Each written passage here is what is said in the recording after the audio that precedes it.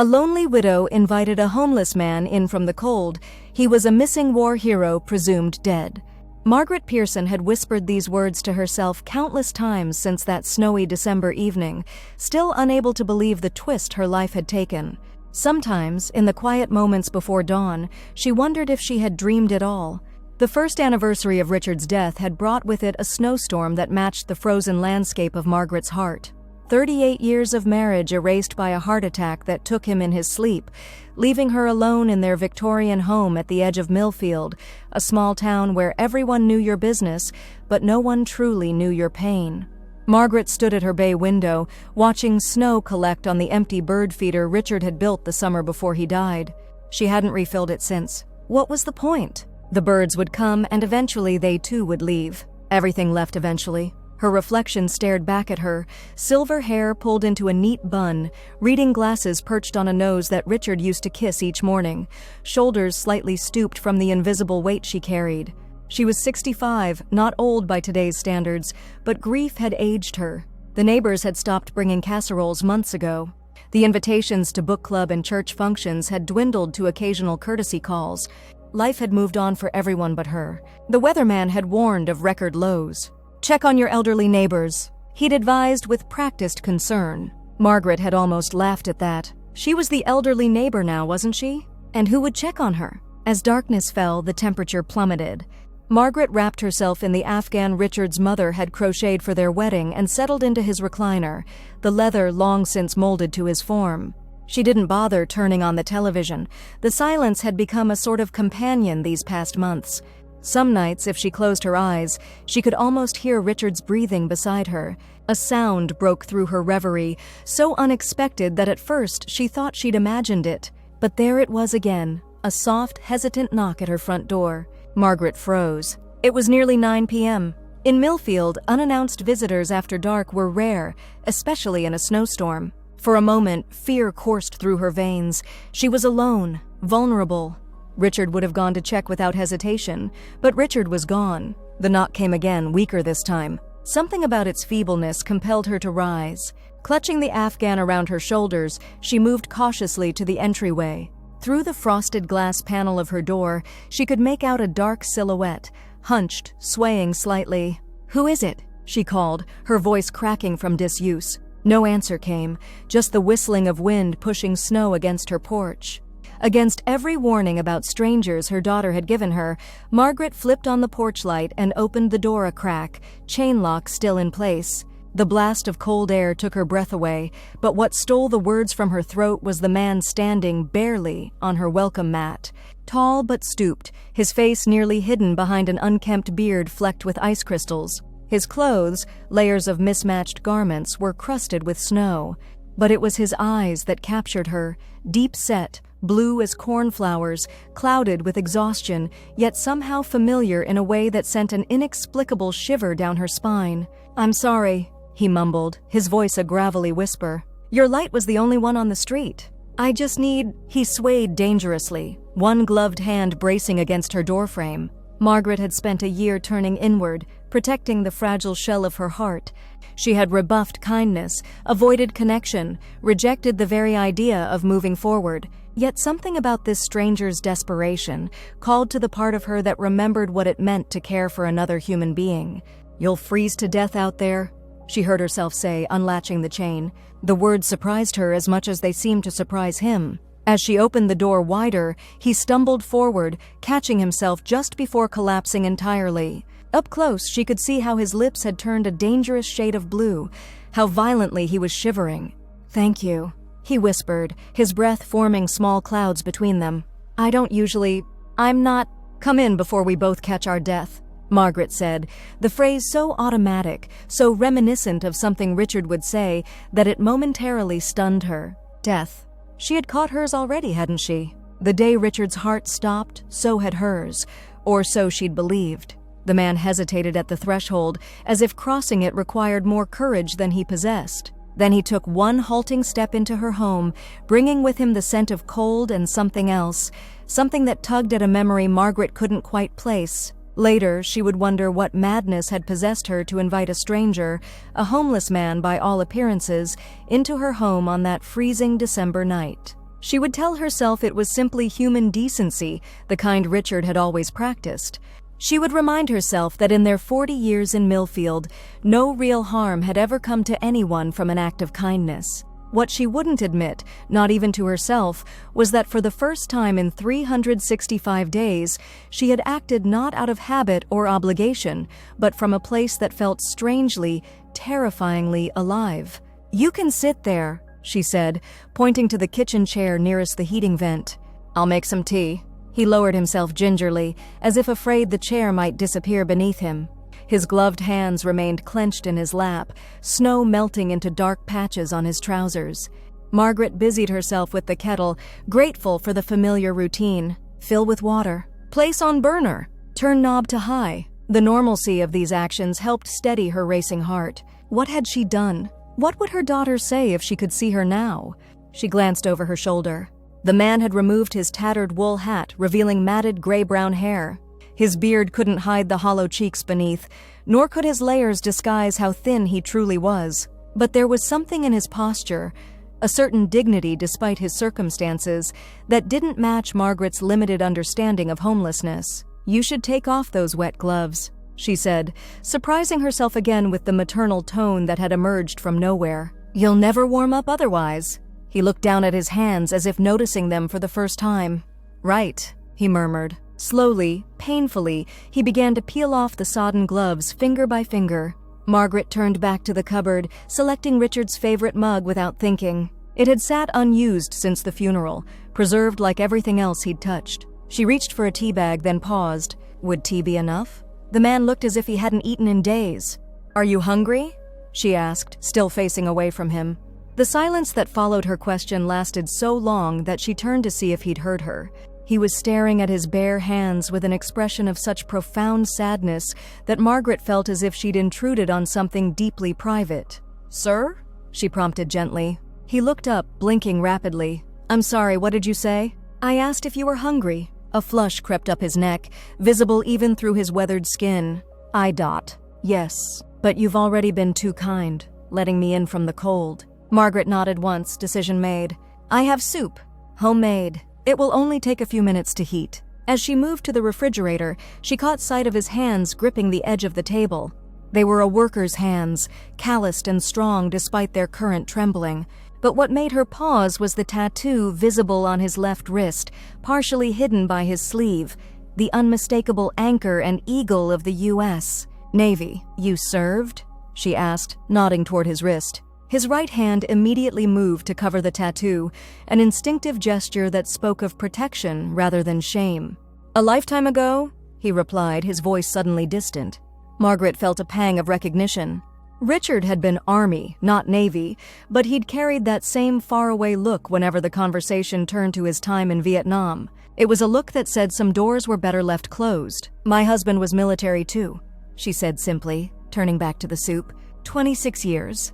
Army. The kettle whistled, sharp and insistent. As Margaret poured hot water over the tea bags, steam rose between them like a veil, momentarily obscuring the stranger's face. When it cleared, she found him watching her with an intensity that might have frightened her, if not for the profound weariness etched into every line of his face. "What was his name?" the man asked, accepting the mug with both hands, as if its warmth were precious beyond measure. "Richard. Richard Pearson." The name still caught in her throat sometimes. "Colonel Richard Pearson?" Something flickered across the man's face, so quickly she might have imagined it. He lowered his gaze to the steaming mug. "He's not here anymore?" "He passed last year?" "Today, actually." The words hung in the air between them, heavier than she'd intended.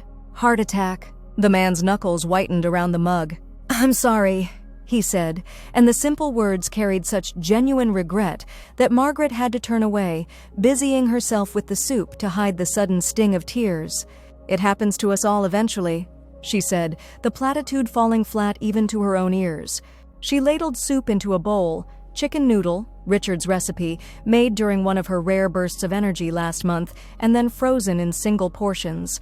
"Careful, it's hot." He didn't touch the spoon she'd laid beside the bowl. Instead, he stared at the steam rising from the golden broth as if it contained answers to questions he couldn't articulate. When he finally looked up at her, those blue eyes were rimmed with red. "Why did you let me in, Mrs. Pearson?" The directness of the question caught her off guard. Why had she? Fear of finding him frozen on her porch come morning? A momentary madness born of grief and loneliness? Or something else?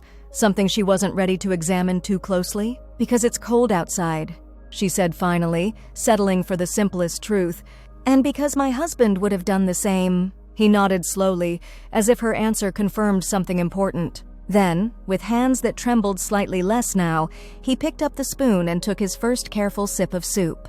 Margaret watched as awareness bloomed across his features, the small, involuntary widening of eyes that comes with unexpected pleasure. He took another spoonful, then another, each movement becoming more deliberate, more present. "This is good," he said, the words clearly inadequate for whatever he was feeling. "Really good." "Richard's recipe," she replied, a small, sad smile tugging at her lips. "He was the cook in our family. I was just the sous chef."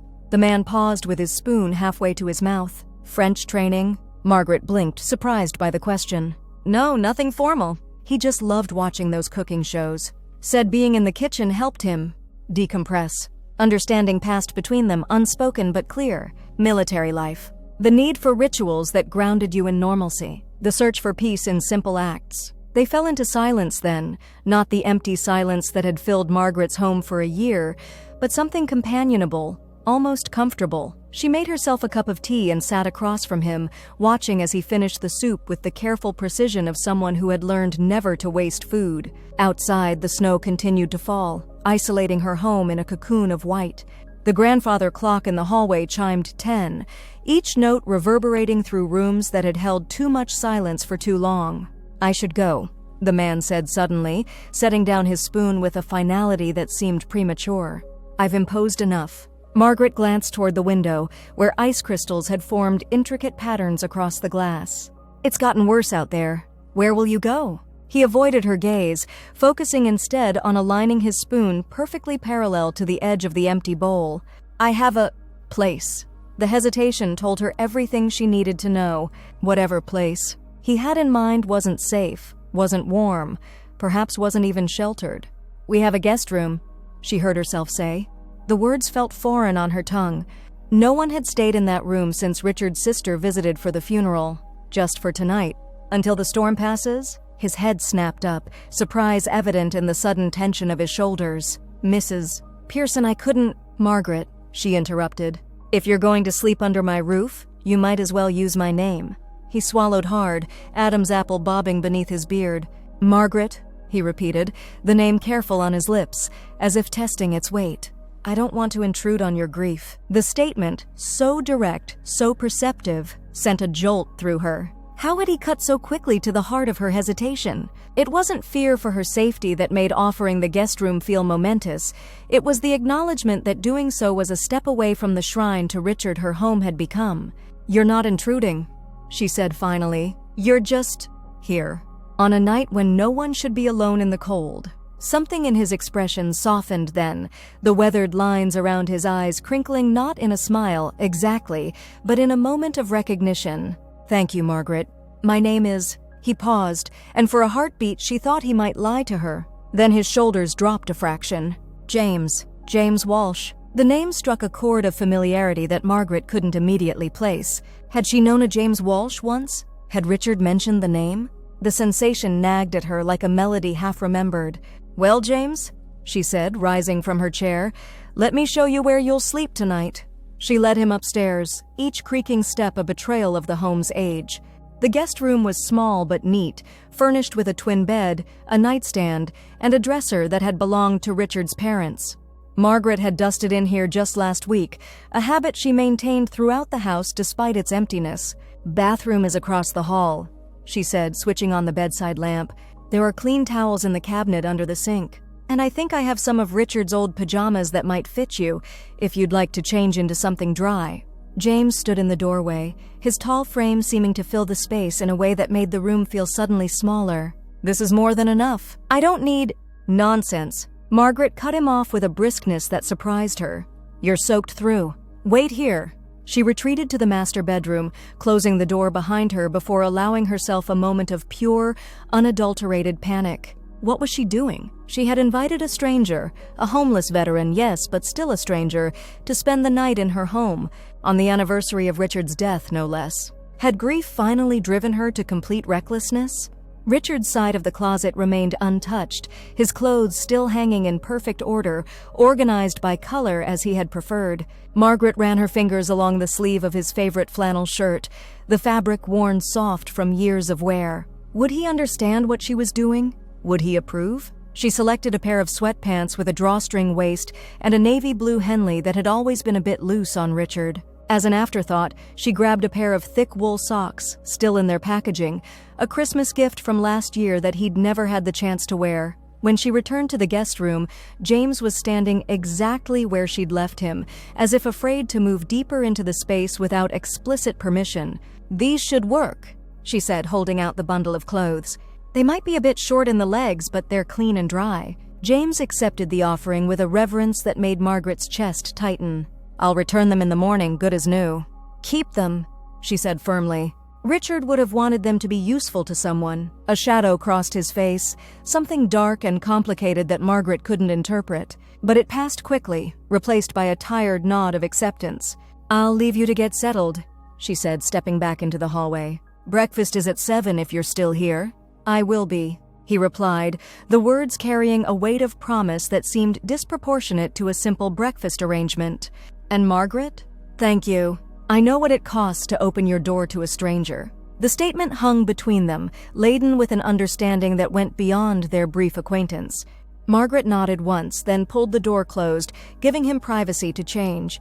Back in her own room, she sat on the edge of the bed, her side, never Richard's, and tried to make sense of the evening's turn of events. The house felt different with another person in it, not intruded upon, as she might have expected, but somehow more alive, as if it had been holding its breath for a year and could finally exhale. Sleep came easier that night than it had in months. Perhaps it was the knowledge that she wasn't alone in the house. Perhaps it was the simple exhaustion of human interaction after so long in isolation. Or perhaps it was because, for the first time since Richard's death, she had acted not as a widow going through the motions of living, but as a person making a choice that felt wholly her own. Morning arrived with a stillness that only comes after heavy snowfall. Margaret woke to sunlight reflecting off white drifts, filling her room with a brightness that seemed almost offensive after so many gray days. For a moment, she lay perfectly still, listening for sounds of movement from the guest room. Nothing. Had James left already? The thought brought a surprising pang of disappointment. She dressed carefully, not in her usual house dress, but in proper slacks and a sweater, as if preparing for company. In the bathroom, she even applied a touch of lipstick, a habit abandoned months ago when there was no one left to notice. The house remained quiet as she descended the stairs, each creaking step seeming to announce her approach. The kitchen stood empty, no sign that anyone had been there since last night's soup. Margaret felt a heaviness settle in her chest. Of course he had gone. What had she expected? Then she saw it, movement on the front porch through the window. James stood with his back to the house, wearing Richard's clothes, gazing out at the snow-covered street. His posture was different this morning, straighter, more assured, despite the too short pants that exposed his ankles to the cold. Margaret opened the front door, the rush of frigid air a shock after the warmth of the house. "You'll catch your death out here," she said, the phrase slipping out for the second time in 12 hours. James turned and Margaret nearly gasped. The transformation a night's sleep, clean clothes, and perhaps a borrowed razor had wrought was remarkable. Without the full beard, now trimmed to a neat salt and pepper stubble, his face emerged. Strong jawline, high cheekbones, and those startling blue eyes that seemed even more intense in the morning light. He looked not just different, but familiar in a way that sent an inexplicable chill down Margaret's spine. "Good morning," he said, his voice clearer than it had been last night, deeper. "I hope you don't mind. I found a shovel in the mudroom and cleared your walkway and driveway." Margaret looked past him, noticing for the first time that the porch steps and the path to the street had been meticulously shoveled, the snow piled neatly along the edges. "You didn't have to do that," she said, pulling her cardigan tighter around herself. "Small payment for your kindness," he replied with a slight shrug. Besides, it felt good to be useful. Something in his tone, a dignity that transcended his circumstances, moved her. How long had it been since this man had been allowed to feel useful? How many doors had closed in his face before hers had opened? "Come inside," she said. "Breakfast is ready." It wasn't, but it would be soon enough. In the kitchen, James sat at the same chair he'd occupied the night before, watching as Margaret moved with newfound energy, cracking eggs into a bowl, slicing bread for toast, setting coffee to brew. The routine felt both foreign and familiar, like returning to a language not spoken for years but never truly forgotten. "You don't have to go to any trouble," James said, though his gaze followed the preparation of food with an intensity that belied his words. "It's no trouble," Margaret replied, surprised to find she meant it. "I used to make breakfast for Richard every morning. It was our time together before the day pulled us in different directions." As she whisked the eggs, a comfortable silence fell between them. The coffee maker gurgled, filling the kitchen with a rich aroma that had been absent too long. Margaret realized she'd stopped making coffee after Richard died. One cup seemed wasteful, and the smell only emphasized his absence from the breakfast table. "How long were you married?" James asked, his fingers tracing the wood grain of the table. 38 years, Margaret said, pouring the eggs into a heated pan. "We met when I was 26 and he was 28. He had just made captain." James nodded, a small smile touching his lips. "Army moves fast for the good ones." "That's exactly what he used to say," Margaret replied, glancing over her shoulder in surprise. "Were you Army too?" "I thought with the tattoo." "Navy," James confirmed. "But I worked joint operations. Spent plenty of time with Army boys." The eggs sizzled as Margaret stirred them, adding a pinch of dill, Richard's preference. "Richard retired as a colonel. Could have gone further, but he'd had enough of moving every few years. Wanted to put down roots." "Here in Millfield?" "It was his hometown. We'd bought this house years before, thinking it would be our retirement place someday. When he decided to retire early, it was waiting for us." The toast popped up, and Margaret busied herself with butter, avoiding the memories that threatened to surface. How excited Richard had been to finally live in one place, how they'd spent that first summer repainting every room, arguing playfully over color choices. "It's a beautiful home," James said, his gaze traveling around the kitchen with its vintage cabinets and the breakfast nook where morning sun streamed through lace curtains. "You can feel the history in it." Margaret set a plate of eggs and toast before him, along with a mug of coffee. "Richard's family built it in 1910. It's seen a lot of life." James wrapped his hands around the coffee mug, cleaner hands now, she noticed, though still weathered and work-worn. "Thank you, Margaret." Again. She waved away his gratitude, taking her own seat across from him. "Eat while it's hot." They ate in companionable silence, broken only by the occasional comment about the continuing snowfall or the birds that had discovered the feeder Margaret had impulsively filled while James was shoveling. It struck her how easy it was to sit with this stranger, easier somehow than sitting with the well-meaning friends who had surrounded her after Richard's death, their conversations filled with platitudes and careful avoidance of his name. As James finished his coffee, Margaret found herself reluctant to see the meal end. What would happen next? Would he simply thank her and walk back into the cold, disappearing from her life as suddenly as he had appeared? "The roads won't be plowed until afternoon, according to the news," she said, rising to refill his cup without asking if he wanted more. "You're welcome to stay until then, if you have somewhere to be." James set down his fork carefully. "I don't want to impose. It's not an imposition," Margaret replied, surprising herself with her certainty. "To be honest, it's nice having someone to cook for again." A look passed between them. Understanding, gratitude, perhaps something more complex that neither was ready to name. James nodded slowly. "Then I'd be glad to stay a little longer." That little longer stretched into morning, then afternoon. They moved from the kitchen to the living room, where Margaret built a fire in the fireplace that had remained cold since Richard's last birthday. James asked about the photographs on the mantel, and Margaret found herself sharing stories she hadn't voiced in months. Richard's disastrous attempt to build a treehouse for their daughter, the cross-country road trip they'd taken for their 30th anniversary, the garden he'd planted the spring before his death. "You have children?" James asked, studying a photo of a smiling young woman with Margaret's eyes and Richard's determined chin. "Just one. Caroline. She lives in Seattle with her husband and our grandson, Noah." Margaret picked up the frame, running her thumb over the glass. "She wanted me to move out there after Richard died, but I couldn't leave this house. Too many memories." James nodded, his expression thoughtful. "Sometimes memories are all we have to hold on to." Something in his tone made Margaret look at him more closely. Do you have family, James? His gaze remained fixed on the photograph. I did. Once? The past tense hung in the air between them, heavy with unspoken loss. Margaret waited, sensing there was more he might say if given space. My wife, he began, then stopped, swallowing hard. She thought I died. Overseas. Margaret felt her breath catch.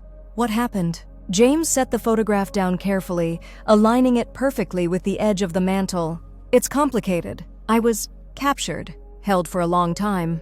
By the time I made it back to the States, years had passed. She had mourned me, moved on, started a new life.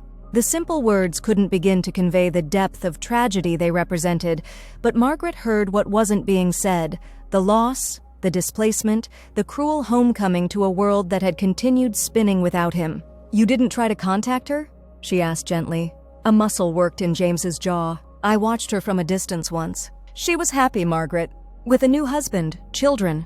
What right did I have to disrupt that? To reappear like a ghost and shatter the life she'd rebuilt? Margaret's heart ached at the selflessness and the loneliness such a choice must have entailed. So you just disappeared? It seemed kinder, he said simply. To everyone. And you've been on your own ever since. On the streets? Margaret couldn't keep the horror from her voice. James shook his head. Not always. I had help at first. Veterans programs, government assistance. I worked construction for a while, then as a long-haul trucker. But there were difficulties. Adjusting. Nightmares. Things I couldn't explain to employers or landlords. He rubbed absently at his left wrist, where the navy tattoo marked skin that Margaret now noticed bore other, less intentional scars. The last few years have been harder, especially winter. The understatement of those final words sent a chill through Margaret that had nothing to do with the snow outside. How many nights had this man spent in the cold? How close had he come to freezing on her porch last night? Well, she said, rising abruptly, unable to bear the images her mind conjured. You're warm now, and I think we both could use more coffee. In the kitchen, Margaret leaned against the counter, waiting for the coffee to brew, trying to process all she had learned. James's story was tragic but not implausible. Richard had told her about comrades who returned from war zones irrevocably changed, unable to fit back into the lives they'd left behind. Some disappeared by choice, finding civilian life more terrifying than combat. When she returned to the living room with fresh coffee, she found James standing before the bookshelf, examining a framed military citation. "The Silver Star," he said without turning. "Your husband must have been very brave." Margaret set the mugs down on the coffee table. "He never talked about it much. Said he was just doing his job." James smiled faintly. "That's what they all say, the ones who deserve medals. Did you receive any commendations?" Margaret asked, curious about this man's military past. A shadow crossed his face. "A few. Not that they matter much now." Before Margaret could press further, the telephone rang, a jarring intrusion into the quiet cocoon they had created. She excused herself to answer it, already knowing who would be on the line. "Mom?" Caroline's voice came through clear, despite the 3,000 miles between them. "I was getting worried when you didn't answer my calls last night. Are you okay?" Margaret felt a pang of guilt. In the drama of James's arrival, she had completely forgotten about Caroline's traditional call on the anniversary of Richard's death. "I'm fine, sweetheart. The storm knocked out the lines for a while." The lie came easily, sparing her daughter unnecessary worry. "How are you holding up? Yesterday must have been hard." Margaret glanced toward the living room, where James was carefully leafing through a photo album he'd found on the shelf. "Actually, I'm doing better than expected." "Really?" The surprise in Caroline's voice was unmistakable. That's great, Mom. I was so worried about you being alone." "I'm not alone," Margaret said, the words escaping before she could consider their implications. "I mean, I have the neighbors checking in on me." Another small lie to protect her daughter from concern, and to shield this strange, fragile connection with James from outside judgment. The conversation continued, updates about Noah's school play, her son-in-law's promotion, the possibility of a visit in the spring. Through it all, Margaret found herself distracted, her attention repeatedly drawn to the man sitting in Richard's chair, handling her memories with a reverence that touched something deep within her. When she finally hung up, promising to call more regularly, she returned to find James standing by the window, watching the snowplow make its first pass down her street. "Your daughter?" he asked, not turning from his vigil. "Yes. She worries. She loves you," James corrected gently. "That's a gift, Margaret." Not everyone has someone who worries when they don't call. The simple observation held such loneliness that Margaret felt an overwhelming urge to reach out, to touch his arm in comfort. She resisted, unsure if such contact would be welcome. "The plows are out," James noted, changing the subject. "I should probably be on my way soon." The words, though expected, landed like a stone in Margaret's stomach. "Where will you go?" James shrugged, the gesture deliberately casual.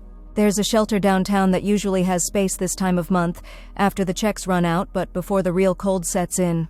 Margaret thought of the impersonal dormitory-style shelters she'd seen during church outreach programs, the narrow cots, the strict curfews, the lack of privacy or dignity. The image of James returning to such a place after the warmth and comfort of her home felt unbearable. "You could stay," she heard herself say. "Another night at least, until the sidewalks are safer." James turned from the window, his expression unreadable.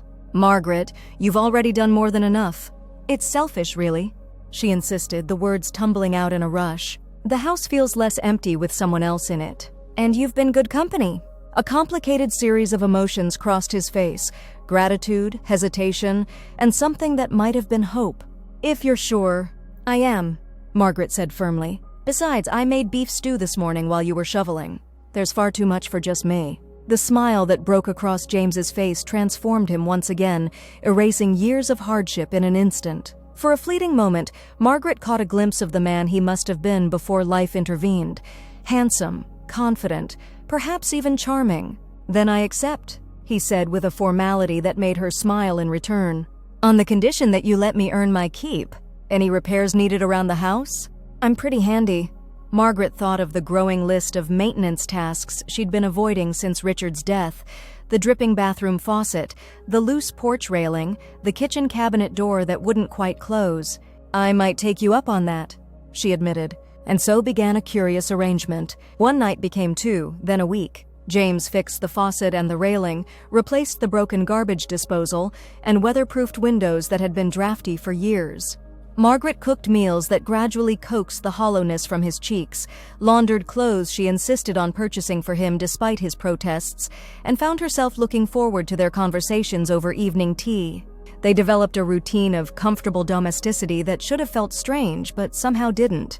James would rise early, shovel if it had snowed, then make coffee before Margaret came downstairs. They would share breakfast, discussing the news or books they were reading.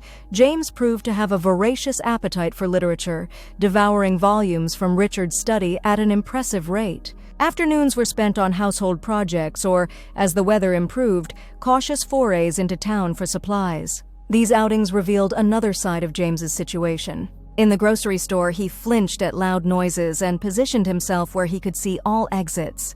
At the hardware store, the clerk's suspicious glances made him hunch his shoulders, retreating into the bearded, shambling figure who had appeared on Margaret's porch that snowy night. "Don't mind Frank," Margaret had said afterward, noting James's discomfort. "He's suspicious of everyone who isn't a third-generation Millfield resident." "It's not that," James had replied quietly. "I'm used to being invisible.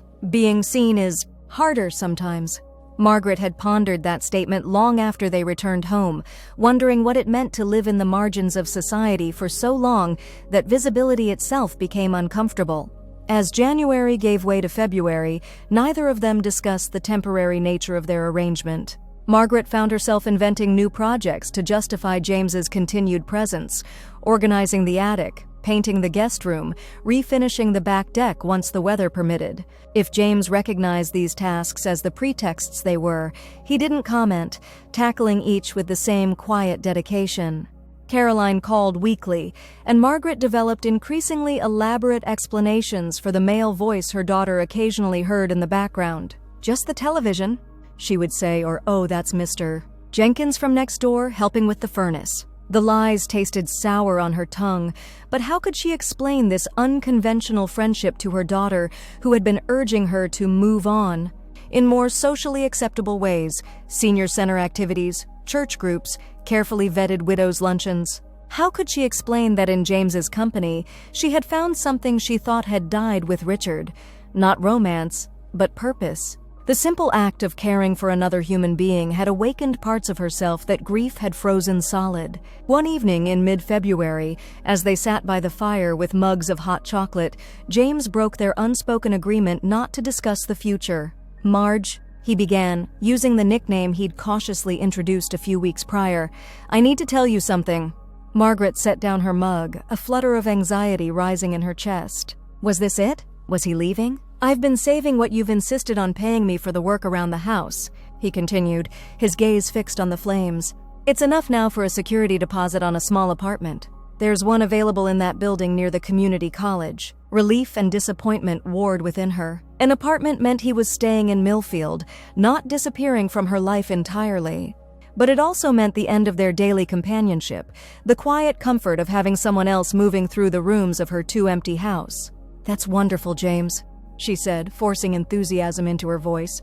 "When would you move in?" "March 1st, if it works out." He glanced at her, then quickly away. "It's a big step. A good one," Margaret insisted, pushing down her selfish desire to ask him to stay. "You deserve your own place." James nodded, but something in his expression remained troubled. "There's something else I need to tell you. Something I should have said weeks ago." Margaret felt her heart rate quicken. What confession could warrant such gravity? Had he lied about his past? Was he in some kind of trouble? "The day I showed up on your porch," he began, his voice low and measured, "wasn't a coincidence. I knew whose house this was. I came here deliberately." Margaret set her mug down carefully, a chill that had nothing to do with the February night seeping into her bones. "What do you mean?" James took a deep breath. "Your husband, Richard. I knew him." The statement hung in the air between them, heavy with implications Margaret couldn't yet comprehend. "From the military?" James nodded, still not meeting her gaze. "We served together. In Vietnam initially. Then again, years later, in a joint operation in Southeast Asia. That's where I was captured." Margaret's mind raced, trying to fit this new information into what she knew of Richard's service. He had rarely spoken of Vietnam, and his later deployments had often been classified, the details shared with her only in the vaguest terms. "Richard never mentioned you," she said, aware of how accusatory the words sounded only after they left her mouth. A sad smile touched James's lips. "He wouldn't have. Not by my real name, at least." "Your real name?" Margaret echoed, confusion giving way to the first stirrings of alarm. James is my middle name," he said quietly. "I'm Thomas James Walsh, Navy SEAL retired, though most of the guys just called me Walsh." The name hit Margaret like a physical blow. Walsh. How many times had she heard Richard mention that name in his sleep during the nightmares that plagued him after his final deployment? "Walsh, hold position. Walsh, on your 6. Walsh, get out, that's an order." "You're him," she whispered. "You're the one Richard thought died on that mission. The one he couldn't save?" Thomas, finally met her gaze, his blue eyes bright with unshed tears. "He didn't fail me, Margaret. He thought he did, but he didn't. By the time he was forced to retreat, I was already captured. There was nothing he could have done except die alongside me, and then who would have made sure my name got on the wall?" Margaret pressed a hand to her mouth, memories flooding back. Richard's inconsolable grief after returning from that mission, the classified details he could never share, the letter he had insisted on delivering personally to a young wife in San Diego, though it wasn't strictly his responsibility as Army, not Navy, the nightmares that had eventually subsided but never completely disappeared. "He mourned you," she said, her voice barely audible over the crackling fire. "For years. He would talk about you sometimes, never details, but he'd say, 'I had this friend once, the bravest man I ever knew.'" Thomas closed his eyes briefly, pain etching new lines into his weathered face. "I never wanted him to carry that burden. When I finally escaped, years later, after everyone had moved on, I tried to find a way to let him know I was alive without disrupting his life or compromising security protocols. But by then, he had retired, disappeared into civilian life. So when you saw the obituary," Margaret began, understanding dawning. "I didn't," Thomas interrupted gently.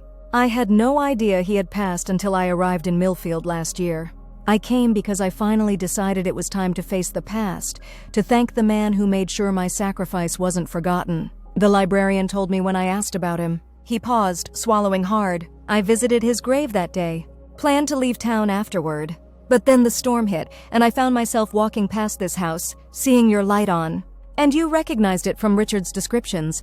Margaret finished, remembering how often her husband had written about their Victorian home in his letters during deployments, how proudly he had shown photographs to his comrades.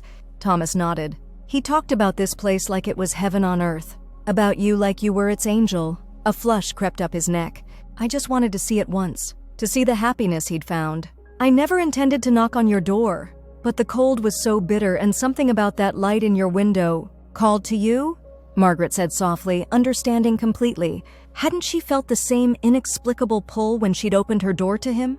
I should have told you immediately, Thomas said, regret heavy in his voice. But that first night you were so kind and I was so cold, and it felt like Richard had somehow guided me here, to this sanctuary he loved so much. Then one day became two, and the right moment never seemed to come. Margaret sat very still, absorbing the magnitude of what she had just learned. This man, this homeless veteran she had impulsively taken in, was the missing piece of Richard's past, the source of a guilt her husband had carried to his grave. Why tell me now? She asked finally. Thomas gestured vaguely toward the window, where February darkness pressed against the glass. Because you deserve the truth before I leave. Because living here, surrounded by Richard's things, accepting your kindness while hiding this connection, it started to feel like another kind of betrayal.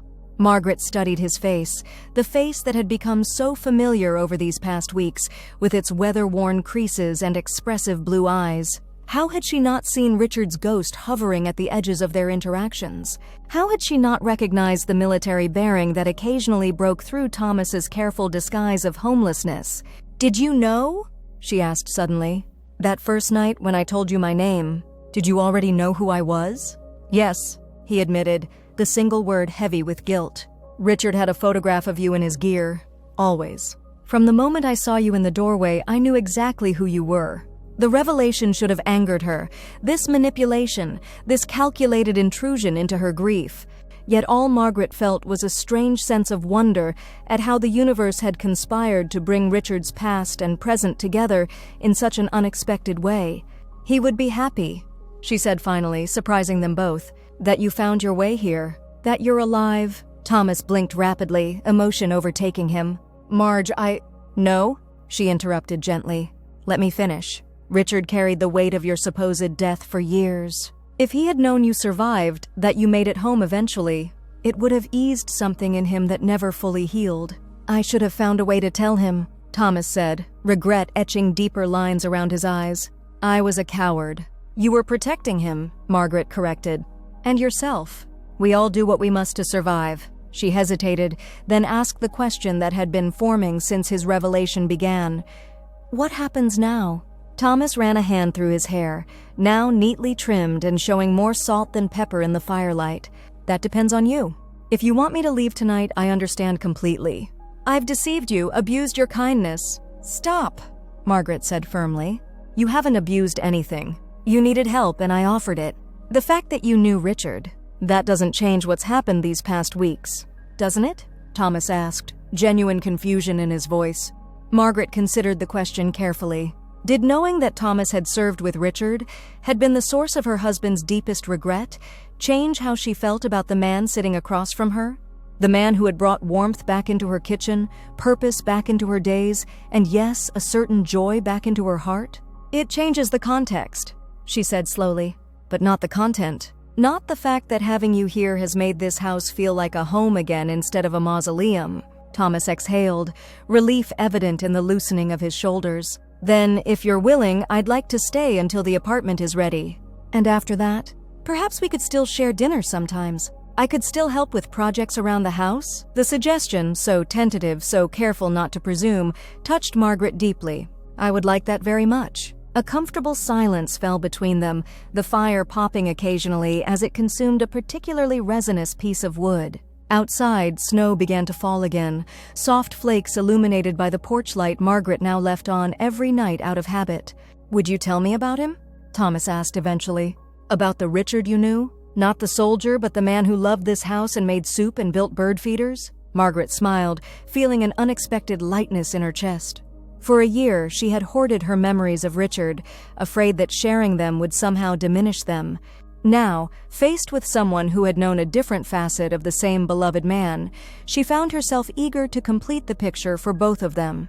"Only if you'll tell me about the Richard you knew," she countered. "The young captain who carried my photograph through jungles and deserts." "Deal," Thomas said, his smile transforming his face once again. In it, Margaret caught a glimpse of the young Navy SEAL he must have been. Reckless, perhaps, brave certainly, loyal beyond measure. And so they talked deep into the night, piecing together the puzzle of a man they had both loved in different ways. Thomas spoke of Richard's steady leadership, his unfailing moral compass, his dry humor in the darkest moments. Margaret shared stories of Richard's tenderness as a husband, his passion for woodworking, his habit of singing off-key in the shower. With each exchanged memory, the Richard who had existed in Margaret's grief-frozen recollections began to thaw, becoming once again the vibrant, complex man she had loved, rather than the sacred, untouchable icon of loss she had been preserving. As midnight approached, Thomas stifled a yawn, apologizing for his weariness. Margaret smiled, suddenly aware of her own exhaustion. A good exhaustion, the kind that comes from emotional release rather than emotional suppression. "We should both get some rest," she said, rising from her chair. "Tomorrow's a new day," Thomas nodded, gathering their empty mugs. As they moved toward the kitchen together, he paused, turning to face her with an expression of such earnest gratitude that Margaret felt her throat tighten. "Thank you," he said simply. "Not just for tonight, but for everything since that first night. You saved my life, Margaret Pearson, in more ways than one." Margaret thought of the lonely widow she had been 2 months ago, standing at her cold window watching snow collect on an empty bird feeder. She thought of the woman she was becoming, still grieving, yes, but also growing, reaching out, finding purpose beyond her loss. "Perhaps," she said softly, "we saved each other." The words hung in the air between them, a truth neither had been ready to acknowledge until this moment of complete honesty. Thomas held her gaze for a long moment, then nodded once, accepting the gift of her insight. As they parted in the hallway, each to their separate rooms, Margaret felt a sense of completion she hadn't experienced since Richard's death. Not because Thomas had filled the void her husband had left, no one ever could, but because his presence had helped her rediscover the woman she had been before grief became her only identity. In the days that followed, their friendship deepened, rooted now in shared knowledge and mutual respect. Thomas spoke more freely about his years after captivity, the struggle to reintegrate into a society that had moved on without him, the challenges of PTSD and traumatic brain injury, the descent into homelessness that had happened so gradually he barely noticed until he was sleeping under bridges. Margaret listened without judgment, offering not pity but understanding.